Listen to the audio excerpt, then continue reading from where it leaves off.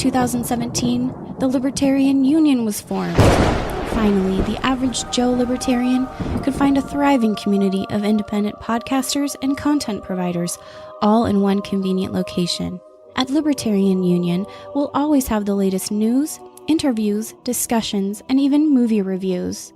With hundreds of episodes and more added all the time, you'll always find something fresh at libertarianunion.com.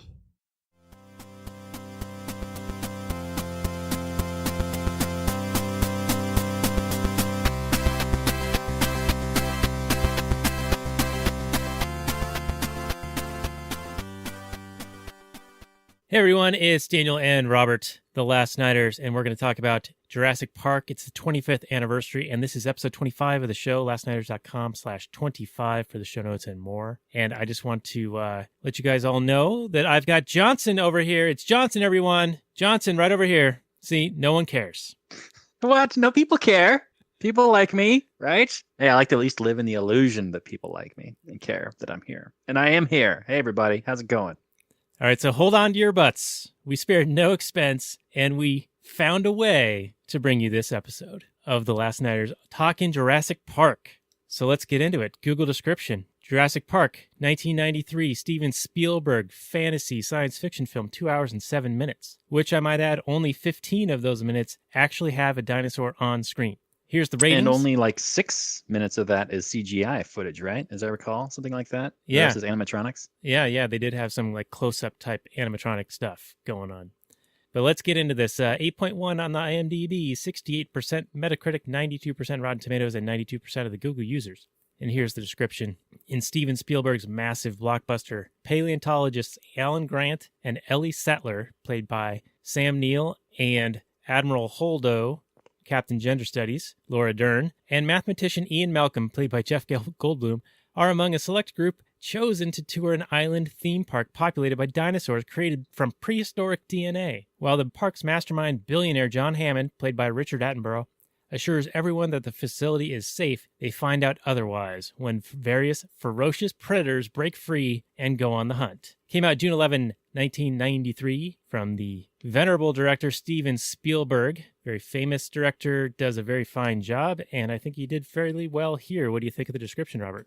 Well, the one thing that jumped out at me, something else I was also kind of considering while I was watching the movie, is the description says it's fantasy/sci-fi. And I was wondering if you thought it was either fantasy or sci-fi. Because I would categorize, first of all, let's get a definition. Fantasy is something that can never happen, or at least could never happen with, as we understand the world to be. Whereas sci-fi could actually happen if technology was sufficiently advanced. And for me, I thought that this movie was something that was sci-fi. I could see this actually happening. Human beings are getting their organs cloned. They're growing ears on the backs of mice. We're doing all kinds of advanced kind of things like that. I don't know specifically about the viability of, blood out of a mosquito trapped in amber that's been, petrified over millions of years, the viability of that DNA being combined with frog DNA. I don't know the viability of that. But if you can, make glow-in-the-dark, puppies and cats that they're doing now, or they have been doing for many years now, I really don't see why it wouldn't be possible to at least engineer some sort of a dinosaur-type creature. So for me, it's sci-fi. What say you, Daniel-san? Well, it seems pretty fantastical to me. I like the Goldblum and Sattler's position that you're bringing something back that went extinct, and it went extinct for a reason, and it's been millions of years. And to think that you can just spontaneously bring this thing back into present time in an entirely different environment, like the atmosphere is different, the vegetation is different, the microorganisms and diseases and other things are now different, to expect that they'll be able to just hum along as they had been millions of years prior, I think, is folly. Right. To throw, as the movie is presented, to throw some dinosaurs that you build in a lab and to just throw them out into the world and expect them to thrive as they once did for many, many millions of years. Yeah, I could see that being fairly far-fetched. But that's not to say that those wouldn't just be issues that you wouldn't be able to solve. Well, you could. I have notes on this where we get into that point of the discussion where Attenborough is sitting across from Sattler saying, I can figure this out. We now know that we need even more protocols and rely less on automation or electronic things. And Sattler's like, no, you don't get it. You can't solve for everything. It's impossible. There's too many variables. It's like trying to, predict the weather, but, in a year. Or it's like trying to decipher what the spontaneous order of the market is going to be, And Attenborough, John Hammond, he is the optimistic central planner. He thinks if he just puts enough resources and spares no expense and gets the right people in place and the right plan, that he can solve this. And Sattler and what's his name? Gladwell? No, Goldblum, Malcolm. He's like, no, you can't do this. It's the chaos and the variables are too immense for any one plan to be able to be successful when it comes to this scale of what they're trying to play with here. So you were actually on board with Malcolm's idea here. You're on board with the actual ultimate claim the movie makes, that mankind or man is just incapable of creating something of this magnitude. Well, I mean, everything that we recognize as human beings as civilization has grown out of the mind of man. I mean, that's like the Ayn Randian mantra, right? Like all the riches of the world and everything that has been extracted and transformed into something else is all born in the consciousness of man, in his mind. To take those things from the natural world and use them, organize them in such a fashion to where they are useful implements. Indeed.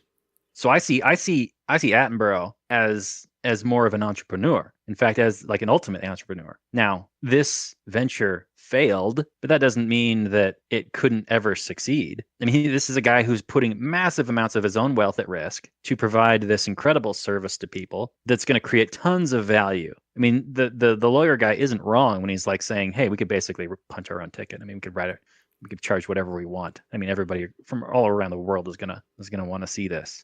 I mean, I would. It would be incredible. But just a park for the super rich? The richest 1% are the only ones who can afford to go to Jurassic Park. We need just one Bernie. type of dinosaur. Yeah, there is a line from Attenborough. He retorts to the lawyer who's like, no, this is a park for everybody. We're going to make it cheap because everybody has a right to experience dinosaurs. Which is just like the most hilarious claim ever made. Everybody has a right to experience dinosaurs, Daniel. How is that a natural right anybody has? Right. Clearly somebody has to go through immense labor, great expense to bring it to you. So how is that any kind of a right? Yeah, it's like it's several levels up on the scale of positive rights. You've got like healthcare and education and things like that people are whining about nowadays, and then you got a movie like this where it's like, no, let's just 10x the absurdity of it's almost like they're rights. taking it to the logical ad absurdum. Is that what they call it? Mm-hmm. Like where you take it all the way out to where it's clearly obviously absurd to everyone. Yeah, what positive rights do you have? The right to see dinosaurs. Okay, well, I'll just make that happen. I'll just snap my fingers and everybody gets to see dinosaurs. Yeah, but part of what you said about the Attenborough, I think you're right. I mean, he is an entrepreneur type, but he's also a planner type, and he thinks he can solve for all the problems, but he's also taking all that risk on his own. He's putting his own effort and his own dime. He's got skin in the game in this thing. Sure. So it's sort of like he's this combination, right? Because even though he's wrong about it being a positive right for people to see dinosaurs, he is, with his efforts, making it even possible and eventually cheaper for the masses to be able to do so. Counter to what the lawyer guy wanted, the park for the super rich, quote unquote. And the lawyer said, well, maybe we can have a coupon day. But right. Even by putting this out there and then having competition and his desire to make it more affordable will eventually make it more affordable, right? I mean, that's where Mises made this insight, where the super rich are the ones who are the first acquirers of new technology and new goods and services, right? And they're willing to pay for those things. And people respond, entrepreneurs respond to that and say, oh, okay, there's profit to be made in creating this. And they compete with each other, improve upon things, and the price comes down. And eventually the masses can enjoy those things. You and I, even though we're relatively poor by today's Western standards, live better than kings just a few centuries ago. Indeed. And I would liken Hammond's ideas to the ideas of all the great innovators. I mean, the first airplanes killed a whole bunch of people trying to fly those airplanes. The first self-driving cars have killed a few people, even though it's far, far less. But each time it happens, it's a big news headline. But all kinds of new technology as it's just getting started, where they're working the bugs out and working the kinks out, people die. And I'm not saying that it's great, of course. I probably wouldn't bring my grandchildren to a park with, meat-eating dinosaurs. Right, yeah. Yeah, what is that? He brings his grandkids to this untested area where he's still vetting it out on whether it's even safe. And that's why he brought these experts, and that I have a side rant on that about technocrats and technocracy. But yeah, how does he bring his kids or his grandkids there and think it's going to be like a safe thing? Yeah, I mean, I understand from the storytelling perspective, you want some, vulnerable people that you want to care about and you want tense situations. And there's plenty of that in this movie. It's fantastic. But yeah, as Hammond's character, why would you ever in a million years bring grandchildren to a thing? And where are the children's parents? What did they agree to that? It's like, Grandpa wants you to come to Dinosaur World, and there's actual living dinosaurs out there. And yeah, we haven't tested it yet, but you should go play with Grandpa. What? Yeah, I mean, the lawyer's there to try to make sure it's safe for investors' money, So Right. They're not even willing to put their money in this thing without having it checked out first. And then he's bringing the grandkids. So that's just, yeah, I think it's mostly for the story, but. And speaking of checking out, that's my one kind of big complaint about the movie is at this late stage where he's already sunk, billions of dollars, where, the park is almost completely done. He said there's a few things left to be polished up and whatnot, but mostly it's all done. I mean, all the buildings are there, the security's all there, all that stuff's in. Why only now are you bringing in some paleontologists to come along and sign off on things? Why wouldn't you have done that 10, 15 years ago when this is just, a germ of an idea in your brain? I mean, clearly you wouldn't have a movie at that point.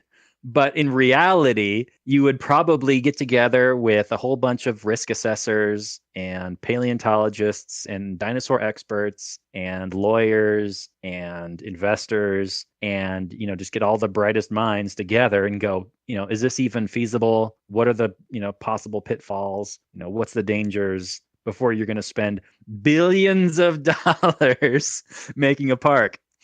Right. And this is like the early 90s. So billions of dollars is probably about as much money as this guy's got, right? Oh, I can imagine. Yeah. Yeah. This is, I mean, how many dinosaurs did they have? They had all kinds of dinosaurs, and these things are huge. And, you're feeding the meat eaters all the time. You're dealing with all kinds of medical issues, the scientists, the power, then not to mention the fact that he's leasing that entire island. That can't be cheap. Yeah, from the Costa Rican government, right? Yeah. So, yeah. Side note on the Costa Rica, they had actually investigated shooting in Costa Rica instead of Hawaii, where they ended up shooting those scenes on the Nepali coast. But the Costa Rican government wouldn't permit them to build roads. So the government shut down road competition, which forced them to go and shoot in Hawaii instead, where they actually went through a real hurricane. Hilarious. But government, they build the roads. What would we do without them? Well, if they're not going to let you build your own, I mean, we've talked in the pre-show, there's the absence of alternatives. That's what they do when they monopolize these services. They prevent competition from playing its part in improving quality and reducing cost. And you're sort of left with what they allow to exist. And so some would argue there's a little bit of hypocrisy there, but if you can't do something else without being violently aggressed upon, then, you're probably better off saving your plane to fight for another day. Indeed.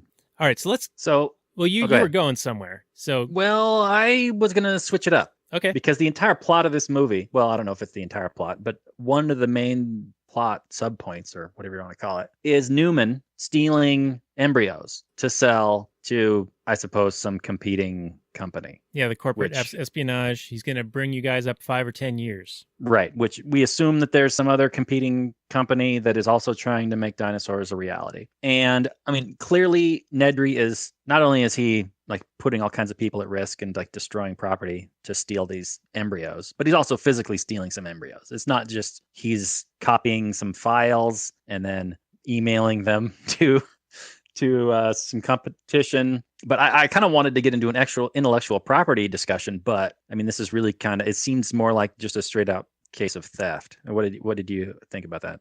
Well, I do think that IP is probably pretty intrinsically tied to that whole concept of the theft and the corporate espionage, and why he's seeking the payout and why they're willing to pay it, right? Because there's patents and other things that are impediments to open competition. And I think that they would actually need to have the embryos themselves to be able to, run their trials and learn from them as well. The thing that I found interesting was that there seemed to be some acrimony between Wayne Knight, the Nedry, who's the fat hacker troll basement dweller, and John Hammond. And it reminded me of in The Lebowski, where the big Lebowski, Jeff, the older guy, the rich gentleman, and the Jeff Bridges character, the dude, are talking about people stationed in life and what they're willing to work for. And it sounded to me when Hammond and Nedry were conversing that Nedry had agreed to a certain price for his services as like a contractor or whatever. He had a contract he made with Hammond, and he later on was unhappy with the deal that he made. And so he's complaining to Hammond, and Hammond's like, hey man, I'm not worried about what you're doing with your money and what your financial situation is that you've put yourself in, but I need you to do your job. Did you pick up on that at all? Sure. Yeah. That whole scene where Newman is whining to Hammond about his money problems, like he was acting as if he wasn't getting paid what he thought he ought to be paid, which, a lot of people probably feel that, but at the same time, there's nobody around offering them a better job. So this is the best job you could get at that time, and you voluntarily accepted it. You were happy with it. And then you come along later on. Now, that's not to say you can't negotiate for a raise or, renegotiate terms. You can renegotiate terms. I have no problem with that. But for him to, be like a whiner, like, oh, I'm just not worth what I'm paid, and you're not going to pay me more, so I'm just going to steal from you and sell to your competition. Yeah, you're not. I mean, he's clearly the villain here. So I don't think that there's any doubt to anybody watching this who the villain of this show is. Newman. All right, so I want to go back to, you mentioned the frogs already, and there's a point in the film where they talk about where Grant realizes that, when the life finds a way, that by mixing the frogs turn themselves gay. Is that what you're trying to say? Yes, the frogs turn themselves gay because he says that in certain populations in a single-sex environment, the male frogs will spontaneously turn to female, and so they'll be able to procreate.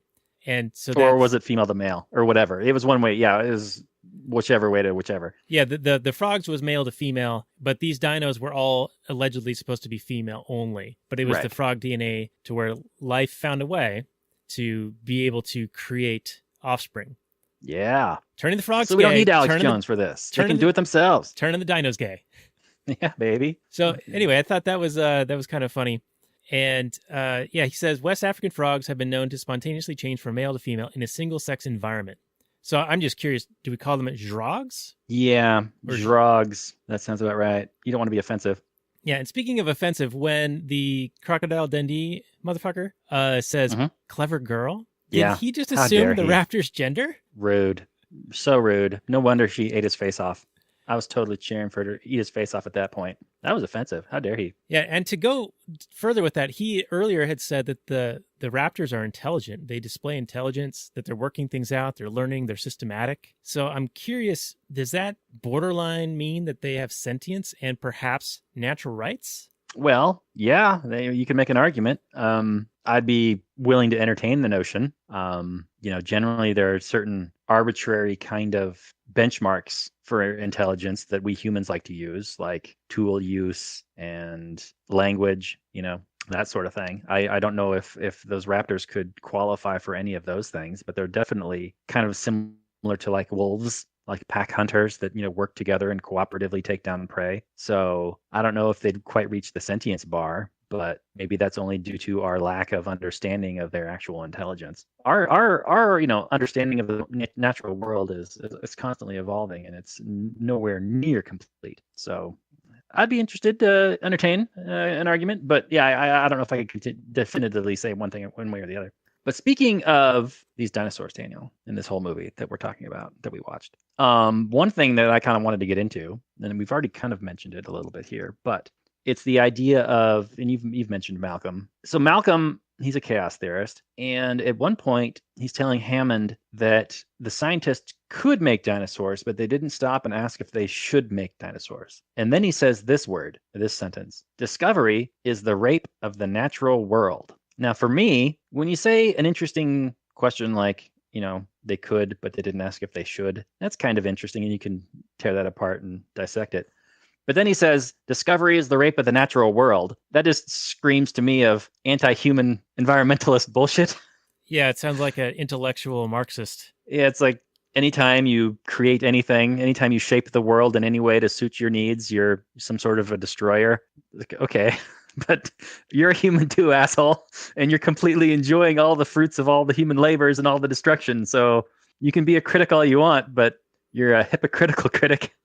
Yeah, and he is, because even later, or shortly, his next sentence out of his mouth is, you're standing on the shoulders of giants, taking shortcuts, but not taking the responsibility for the consequences. So on the one hand, he's saying that it's the rape of the natural world, this discovery, and they're taking shortcuts, but they're standing on the shoulders of giants who already did do discovery, which apparently was a good thing to him, right? Yeah. At what point is the discovery good? Because only now is it bad? Only when you don't like it is it bad? What? But maybe we could talk about whether they should have or not even tried this, because there is a fair amount of debate going on in the world in terms of genetic manipulation and genetic creation. And I guess I don't know if it's illegal in international law, but there are many countries have laws on books that say you can't, like create a human in a laboratory, or like a human like animal hybrid or something like that. I don't know exactly the nomenclature to use here, but I would imagine that even though most of the people and all the science geeks and nerds and most average people would love to see dinosaurs, there might be other people that would see this as some sort of an abomination, like you said, like Malcolm says, that these creatures are extinct for a reason and yada, yada, yada. So, I mean, one, do you see any kind of moral issue with this sort of scientific work? Or is it mainly for you just like more of a practical thing? Like these things are going to turn around and literally bite you in the ass because you can't control it. I mean, this is a can of worms question, and I don't know if I have thought it through well enough to really be informed on it, but I do know that there are people who are both for and against, say, stem cell research or embryonic research or other things of that nature that have to do with, questions of life and creation, and some of that's related to religious aspects. What I can say unequivocally is that laws and edicts from on high, i.e. the government, I would be against. So I don't think that you can impose these moral questions top down from the government, for sure. I do think it's still an interesting question and discussion to have, just in general. But I think in a free environment, there really wouldn't be a mechanism other than your patronage of shutting something down, right? Like if an entrepreneur takes the risk and people are willing to purchase that good or service, then that'll incentivize them to do more and other entrepreneurs to join in and improve upon it and improve the price and all of those things. But I mean, by what mechanism would you prevent something like, these quasi-religious moral questions that might, for some people, this would be a bad thing and others not so much a bad thing. Like, I believe there is an objective morality, but then there's also a level of subjective morality that's different for other people.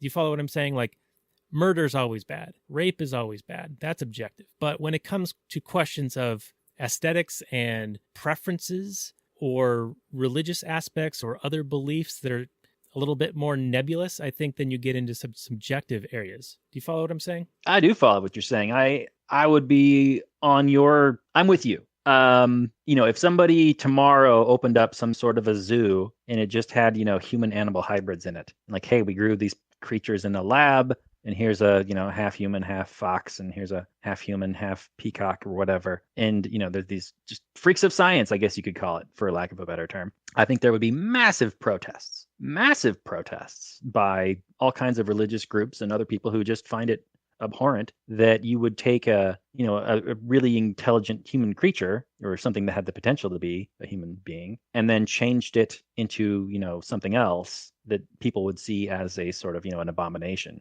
especially because it would be against, that person's, inherent rights, property rights of their own body being, not transformed into whatever, even though they wouldn't have existed if the people hadn't done it. And never mind the fact that I'm sure there's all kinds of furries out there that would love to do something like that to themselves, pay lots of money to have that done to themselves. But yeah, ultimately, I think it would be solved in a market. Like, you're right. There would be, some people would support it by wanting to go see these kind of freak shows, and other people would be, no, I wouldn't. And this is kind of also played out in the, the P.T. Barnum thing with all the freak show, and how, that was the best work that those people could get. And there's a lot of, pushback from these days saying that, Barnum was a monster and that he exploited those people, when in reality, there was nobody else giving them a better job. They were able to provide for themselves and their families by exploiting their unique gifts that people wanted to pay to see. So yeah, there would ultimately be tons of uproar about something like that. And I think ultimately it would fail. I think that, yeah, the patronage would go down after the initial shock and, curiosity wore off. But I really don't see a huge market for this sort of a thing. And I agree with you entirely with the top-down law approach is wrong. Yeah, and speaking of a market mechanism, we see an example of it when the lawyer is there and they want to have experts, Grant and Malcolm, come and check out the park to make sure it's safe to invest in. That is a market mechanism. That is a private arbitration. That is a voluntary situation, right? And it can easily get conflated and mixed up with the governmental process, like from the progressive era and ever since, of having experts in the field or technocrats who are in the employ of the government or tabbed by government to make these decisions and thus given power in exchange for the intellectual cover to craft the messaging that is then meted out to the unwitting public, if you follow. Sure. Yeah. No, that happens all the time with people like Keynes and, you see all kinds of talking heads on TV doing the exact same thing. Right. Yeah, the technocrats are often invited to, write invited the laws, to some function, write the or legislation, meeting, write the regulations. To I don't know what you're saying, but I'm saying that they look to weigh in on policy. Yeah, weigh in or even write it or head up the department or the bureaucrat, the bureaucracy. Oh, sure. Because who else but the experts would know better? And so they get to write the regulations and rules for everyone else. And because they're the entrenched interest, of course, they're going to write it into their benefit. Whatever interest that they have, they're going to write it in such a way to that, whatever their cronies and their company has an advantage of. And it's a way to eliminate competition and reduce the amount of effort and innovation that they need to put forth and maintain a higher monopoly price. Yeah. And that's a natural function of the goalposts being put in place. And if you don't take advantage of that, you're almost doing your shareholders a disservice. So it's, I don't approve of it, but, I think the issue is that, the government exists and I don't know, I'm losing my thought, but yeah, anyway, let's, do you mind if we talk about, just unless you have any big kind of interesting issues that we've been discussing, do you mind if we just talk about the craft of the film a little bit and maybe the acting and the special effects as they hold up over time? Yeah, we can get into that. Certainly. I kind of mentioned earlier that it's Spielberg and he's known to be he's one of the top well-known directors and he's very good at his craft. Yet even still, if you look closely, there are still lots of errors in the movie. How about that little terrible actor kid at the very beginning when he's like talking about how the velociraptors are like little turkeys? Oh yeah. And then Grant's like goes and scares him with the claw and says he'd rip you apart and eviscerate you and eat you while you're still alive. And I think Ellie said to him after that, you might as well pull a gun on him. Yeah. I don't really have a point to make about that, but I thought that kid was a terrible actor. He struck me as like producer's kid number 2 or something like that. That's how Hollywood movies get made, man. It's fine. But even though the CGI has aged quite a bit, especially those first scenes and any kind of outdoor scenes in the daytime, they look like they don't really have a whole lot of weight to them. But, in the dark scenes, and there's some really good tense scenes. I mean, this is the movie where Crichton, the actual original author, co-wrote the screenplay, and some really good tense scenes. A lot of like verging on, I'd say, horror, but not that there's any like really blood in the movie, but there's just a lot of tense, kind of scary moments. With the first T-Rex attack, There's the velociraptors in the kitchen. There's the family climbing the electric fence. There's all kinds of really good stuff. Oh yeah, so Goldblum's always really good. He's always a lot of fun as an actor. He doesn't really play anybody but himself, but who cares? Because he's just so unique and weird. He's a lot of fun. Sam Neill's okay. Professor Gender Studies was fine. The kids actually weren't super terrible, which is always a plus. Anything else? I don't know. Well, Hammond was good, and Wayne Knight was good, and of course Sam Jackson, Mr. Arnold, in his pre-Pulp Fiction appearance. And this is actually the second movie in a row that we've talked about with him in it. He was Frozone in The Incredibles. That was our prior episode. That's right, yeah. No, yeah, Sammy Jackson, he shows up, does a decent job. And he holds on to some butts. Yeah, holds on to some boots. It was fine. It was good. And he goes... Yeah, I can't complain too much about the acting or the special effects. The power goes down and he goes and trips the breakers and, a fucking shark ate him. It happens, Oh, that was the one jump scare that I didn't appreciate, was where Professor Gender Studies is turning on the power and then the velociraptor comes through like the cables. It's like, really? There's a velociraptor just hanging out in there and then he's going to poke his head through some steel cables? That made no sense to me, but all the rest of it was good. Well, Robert, we can discuss sexism in survival situations when I get back. Yes, and we will, Daniel. How dare you? That line, I saw it right at the end, Kathleen Kennedy's name come up as a producer. I'm like, there you go. That's why that line's in there. Yep, that's right. She is one of the producers of this movie. And yeah, she apparently has been feministing up these movies ever since, most famously doing it with Star Wars these days. But yeah, that she might have had a little bit of input there. Yeah, interesting. I wanted to mention one other thing that I wanted to ask you about. Did you notice any nods to other films in this? Like, I felt as though when the kids were hiding from the Raptors in the commercial kitchen, it reminded me very much of Danny hiding from Jack Torrance. And then they even locked the raptor in the freezer, similar to how Torrance got locked in the pantry. Could be.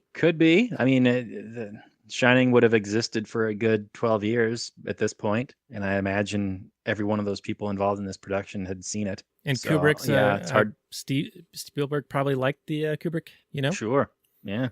Oh, by the way, in reading up on this, apparently the firearm, the gun that Crocodile Dundee uses, I forget his name. The shotgun? Yeah, the shotgun. Spielberg actually has that, and it's a working rifle, or working shotgun, and he's a bit of a gun enthusiast. Oh, really? I find that surprising because I equate most Hollywood directors and actors as being sort of leaning on the left. Now, I don't know if Spielberg is one of those like left on most things, but still appreciates guns, firearms, but just an interesting thing. That is a little interesting anecdote. I don't know where his politics lie, but the fact that I don't know his politics is probably, indicative of the fact that he probably just stays out of all that crap because, I don't know if you get brownie points, Hollywood points when you virtue signal to the left, but I think he's at a point where he doesn't have to do that. He's essentially a living legend. So why would he need to virtue signal about whatever dumb cause the left has du jour? Yeah. So let's talk a little bit about the, how the kids ended up in that kitchen scene anyway, because Grant brings the kids there after Timmy gets shocked on the fence. And then he leaves them there and doesn't seem to get back to them for quite a while. I mean, I know it's only a few minutes in movie time, but it seemed kind of bizarre that getting the kids back there and then realizing that, hey, there's raptors and T-Rexes everywhere. Maybe the kids shouldn't be left alone anywhere. You know what I'm saying? Yeah. No, I completely agree with you. It did kind of stick out at me like he just left them alone as they're sitting there eating their food or whatever in that hall. Seems kind of out of place, especially since later on, apparently that hall is so porous that a T-Rex could just waltz in there and nobody notices.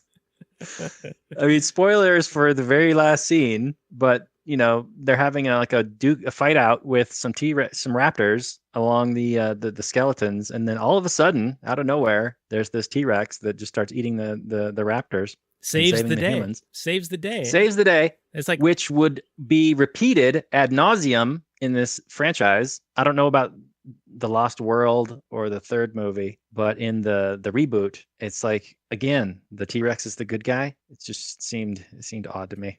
So the T-Rex is the real MVP, is what you're saying? The real hero? Yeah, he's the real hero. It's the T-Rex, the Tyrannosaurus Rex that goes around eating everything. It's a big toothed face with legs, and it goes around eating everything in sight, and it's the hero. All right.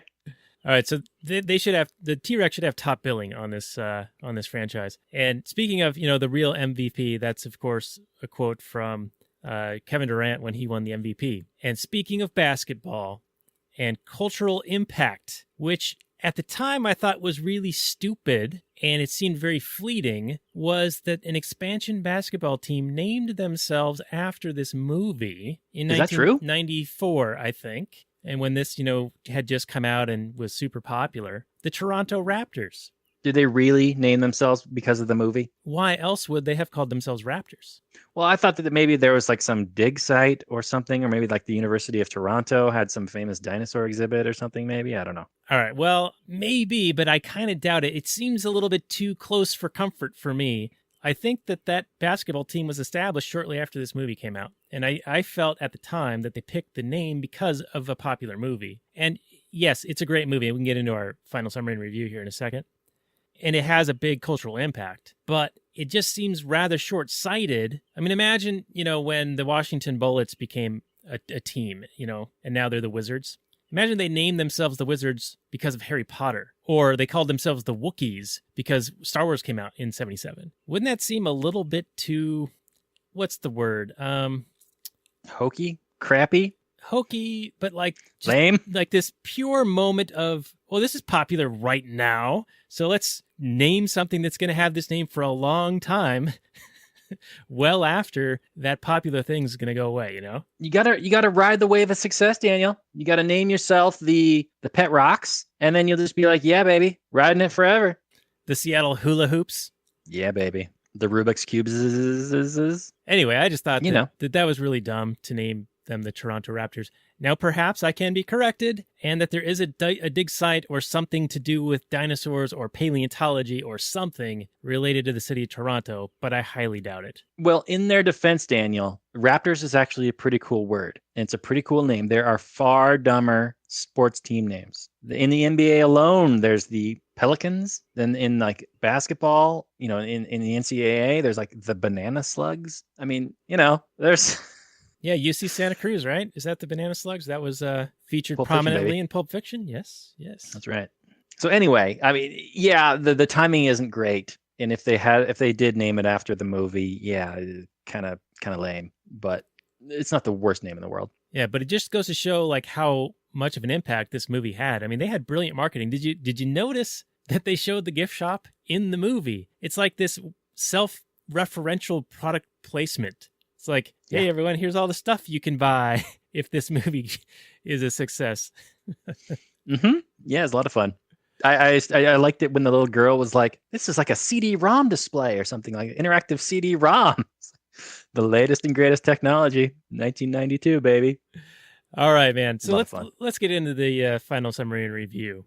Shall we? Shall we? We shall. All right, so I'll go first. Ladies first, right? So I find that this had a rather large cultural impact of dinosauric proportions, and it's a well-crafted movie. It still holds up to this day. It is a bit dated in some areas of the CGI, but it was also one of the first examples of moving away from that stop motion sort of Clash of the Titans style of animation and presentation on film of non-living things. But it still is very good and well done, and it spawned a whole host of sequels and reboots and merchandising and a basketball team. And well done. Well done, Spielberg. Well done, Captain Gender Studies and Jeff Goldblum. So I'm going to go with a ginormous 8.8 on this. 8.8 on the Richter scale for Daniel. Well, you mentioned the CGI, and I don't know if you know this or not, but you and I are both fairly old men. And I remember the promos for this movie and the excitement of this revolutionary CGI, because it was a big selling point for the movie. Like, this is the first movie where you're going to believe that these dinosaurs are real. And I remember them showing some of the clips of Sam Neill, just staring at something, staring in wonder at these dinosaurs. And it's the very first time that his character, shows up on the island and he's looking at all these dinosaurs. And I remember that excitement of, they didn't show you in the ads what he was looking at. You had to go to the movie to see it. And it's so different from what they show now. I mean, you couldn't get away with that now, really. Well, maybe you could if you did it right, but you can't you can't have the payoff be some really cool CGI thing, because that's been done to death and everybody knows what a really cool CGI thing looks like. And yeah, it looks great, but there's no substitute for the first time this ever happened, because this was revolutionary. And I want to say that when I first saw it in the theater, it blew me away, but not really. I don't think those first scenes, in the daytime, really, they look the same now that they did then. They look good for the time, but they don't have that massive weight and they don't look super real.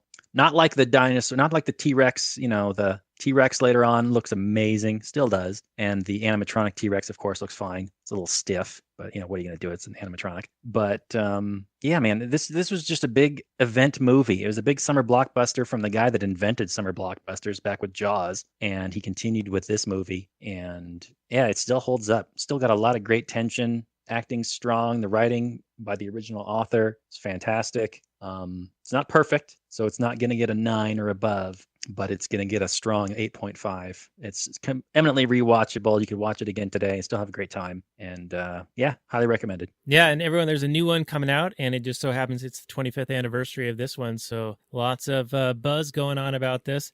And speaking of brilliant writing, the writer or author of the book is Michael Crichton, and I have a quote that I think is relevant to part of our discussion here. It's a bit lengthy, so bear with me. He says, I want to pause here and talk about this notion of consensus and the rise of what has been called consensus science. I regard consensus science as an extremely pernicious development that ought to be stopped cold in its tracks. Historically, the claim of consensus has been the first refuge of scoundrels. It is a way to avoid debate by claiming that the matter is already settled. Whenever you hear the consensus of scientists agree on something or other, reach for your wallet because you're being had. Let's be clear, the work of science has nothing whatever to do with consensus. Consensus is the business of politics. Science, on the contrary, requires only one investigator who happens to be right, which means that he or she has results that are verifiable by reference to the real world. In science, consensus is irrelevant. What is relevant is reproducible results. The greatest scientists in history are great precisely because they broke with the consensus. There is no such thing as consensus science. If it's consensus, it isn't science. If it's science, then it isn't consensus, period.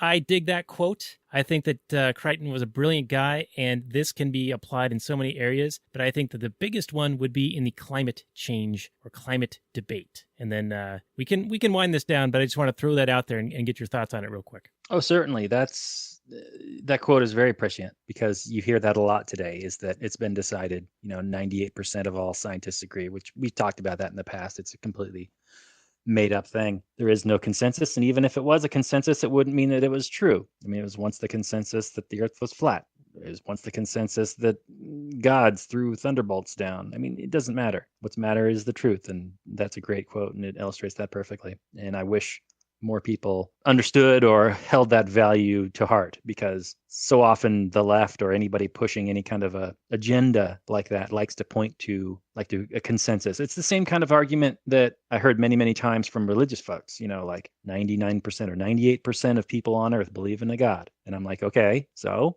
does that prove that a God exists? No. Does it mean that a lot of people believe in a God? Sure. Just like the climatology debate. Just because a lot of people think one thing doesn't mean it's true. So good stuff. Think for yourself, everyone, and we thank you for joining us for this episode of The Last Nighters. We do welcome your comments, your ratings, your reviews. We've got the social medias out there. We've got the YouTube. Give us some comments, some likes, and subscribes. You can find the show notes and more at lastnighters.com/25. And I just want to say thanks again, and we will catch you guys next week on what movie are we doing? We haven't figured this out yet, have we? I don't think we have. We were talking about it, throwing it back and forth. Well, I threw out. Do we want to mention what we were talking about? All right, let's do it. Whatever you throw out there, we're doing. 3 billboards outside of Missouri, or whatever it is, Missouri. All right, 3 billboards it is on the next episode of The Last Nighters. And with that, I say good night from last night.